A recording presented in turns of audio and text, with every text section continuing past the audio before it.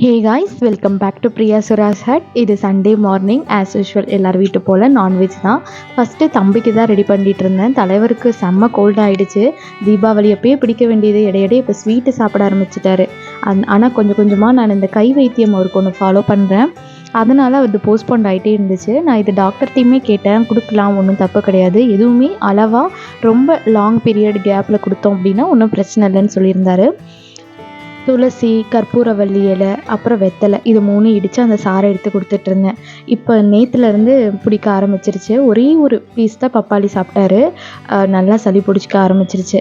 அவருக்கு எப்போயுமே கோல்டு அப்படின்னா அவரோட மெனுவில் இந்த 3 எப்பயுமே இருக்கும். மட்டன் சூப், அப்புறம் முருங்கைக்கீரை சூப், அப்புறமேட்டு இந்த கொள்ளு ரசம் இருக்கு இல்லையா, அது அவருக்கு மட்டும் தனியாக செய்வேன்.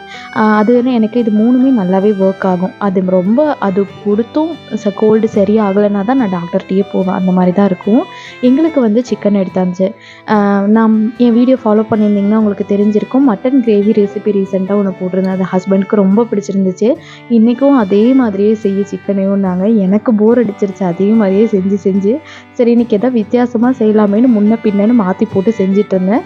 பட் நல்லா தான் வந்துருந்துச்சு, பயப்பட வேண்டாம். நல்லா இருந்தால் தான் நான் ஷேர் பண்ணுவேன். வழக்கம் போல் எப்பயும் போல் தான் நம்ம ட்ரை ரோஸ்ட் ஃபஸ்ட்டு அரைச்சிட்டு அதோடய கொஞ்சமாக தேங்காய் ஆப்ஷனல் தான், அதையும் போட்டு அரைச்சிட்டு அப்புறம் வழக்கம் போல் தக்காளி, வெங்காயம் இதெல்லாம் போட்டு வதக்கி அதையும் போட்டு எல்லாம் ஒட்டுக்க ஒரு பேஸ்ட்டை அரைச்சி வச்சாச்சு. அப்புறம் வெங்காயம், பச்சை மிளகாய், கருவேப்பிலை, அப்புறம் வழக்கம் போல் இஞ்சி பூண்டு பேஸ்ட், அப்புறமேட்டு அதுலேயே சிக்கன் போட்டு கொஞ்சம் கிளறி விட்டு அந்த தண்ணி விடுற வரைக்கும் வெயிட் பண்ணிவிட்டு நல்லா தண்ணி சுண்டினதுக்கப்புறம் நம்ம அரைச்சி வச்சுருக்க கிரேவியை ஆட் பண்ணிட்டோம் அப்படின்னா அவ்வளோதான், சிக்கன் குழம்பு ரெடி.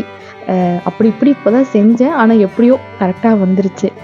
நியூ மாம்ஸ் இந்த வீடியோஸ் யாராச்சும் பார்த்துட்ருக்கீங்க அப்படின்னா தயவு செய்து ஆஃப்டர் டெலிவரி உங்களை பத்திரமா பார்த்துக்கோங்க. ஏன்னா பிஃபோர் டெலிவரி நம்மளை பார்த்துக்க சுற்றி ஆள் இருக்கும்.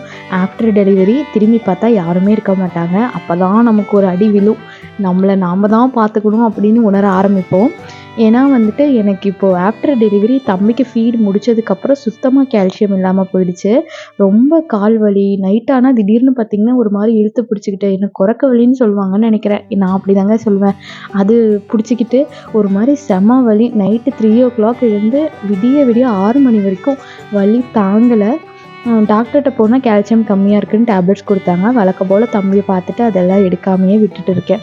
என்ன ஆக போதோ தெரியல. அட்லீஸ்ட் நீங்களாச்சும் இதெல்லாம் ஸ்டார்டிங்லேயே கொடுக்குறப்பயே ஒழுங்காக சாப்பிட்டு உடம்ப பார்த்துக்கோங்க.